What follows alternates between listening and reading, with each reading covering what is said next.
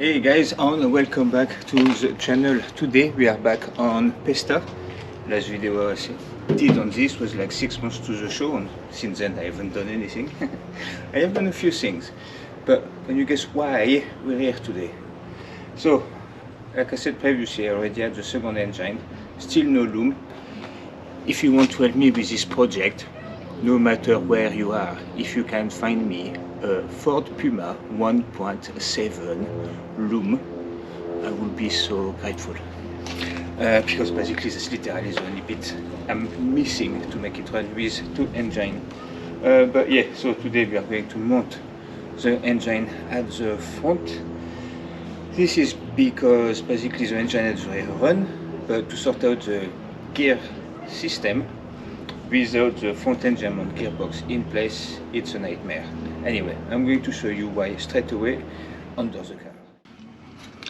That's where our gear stick go through. Basically it comes down. Obviously it's front wheel drive, so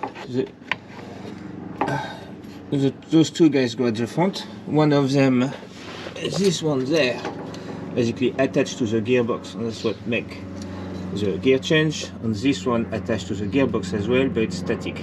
It's basically that bar is essentially what allow you to have this fixed with the gearbox. Then for the rear, I showed you before, we've got that contraption which actually go and is connected to the rear gearbox, not bolted on, so it won't change gear. And this basically just connect to this, and that's how you've got both gearbox in sync. The trouble is, obviously, if you've got only rear wheel drive, I still have the stick. But then those two guys, as you can see here, I've got them on a zip tie. It just flops around. So it's probably doable, but I could not come up on top of my mind of a way of doing it without actually mounting or manufacturing something here to provide the rigidity here on the support for the moving bar too, which would be very time consuming. So instead I'm going to put the engine at the front. We'll connect that. Already have one loom. Worst case scenario will be a bit of a pain, but I can connect the front engine to the loom and we can at least drive the car in front wheel drive. And it's sort of what I wanted to do with the rear, because rear wheel drive is cool on its own. But yeah, so essentially we're going for 4-wheel drive first, unless we get a loom. If you haven't seen the episode where I put the engine at the rear, I basically mounted the engine and lifted the engine using rope and my rat over there. Not the safest thing to do. So to slightly improve from where we were, I've actually ordered one of those guys from Amazon. So we'll see if that does the job. Here the engine is already out, so at least I don't have to take it away. It's kind of already high because it's kind of where my boot level was when we got it out. So it should be much easier than this guy, because this guy basically had to put the car in, lift it up, pull the car out and bring the other one in, blah blah blah. Go see the episode if you want to see the struggle, because the struggle was real. Oh, sorry with that bonnet, I need to find something lightweight. And yeah, get rid of that fuel tank. And that's pretty much it. And I mean, it's kind of nice because look, you've actually got a clean engine bay. And yeah, with the second engine at the front, one stuff we'll have to sort out as well is the clutch, with that contraction that can go there to split the clutch to handle both rear and back. Alright, the fuel tank is supported, so now I just need to disconnect those two. I've color coded them. After the paper, actually, I've kept them connected to the stock Puma stuff.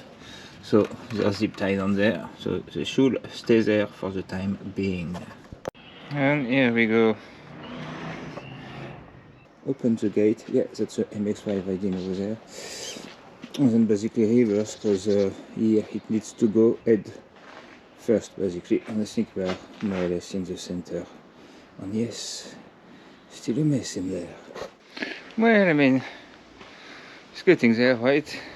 Ah, that's my new doggy, Dolly. But yeah, I guess I do have maybe a little problem, little car problem. This wasn't an easy corner. Finally in position. Actually, just put one stuff in as well, just to sort of put the header into place, and boom. So at the moment it's still a bit of the swing, because basically we are missing a little bit. This bit here, actually I'll show you. I don't know the name, dog bone mount or some crap like that. I mean, that's, I think the dog bone mount would be called on the S3, but yeah. One engine, two engine.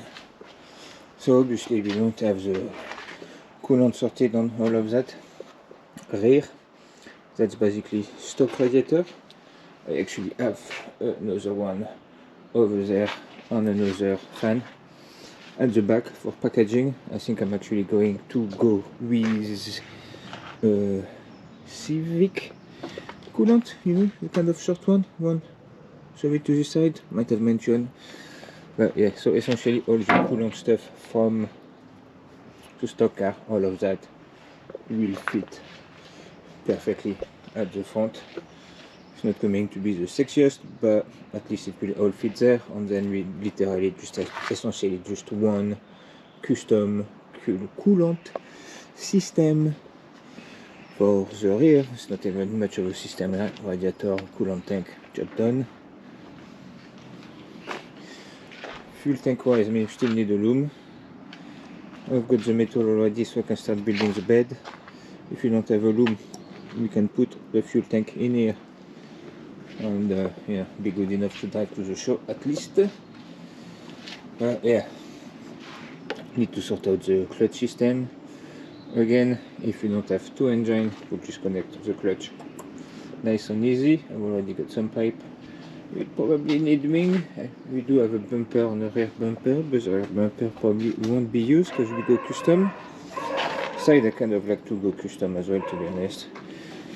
I think I'll probably say the same crap over and over, but yeah, it's a shame because, you know, it would have been nice if it was still like that. And then maybe just cover on top. I think that'd be cool. Bit Frankenstein look. Oh yeah, yeah, I need to sort this out. So, you know, all in all, there is still bits and bobs to do, but yeah, look at that. I'm quite pleased with that. But yeah, anyway, that's pretty much it for this one, guys. Now it's going to be basically starting to collect bits and bobs, and next episode on this, I'm basically starting to build the bed. Oh, by the way, considering the timeline and stuff like that, and considering how much I love the rat and I'm getting attention and the cash flow, I think I'm going to go rat with this. Anyway, bye bye.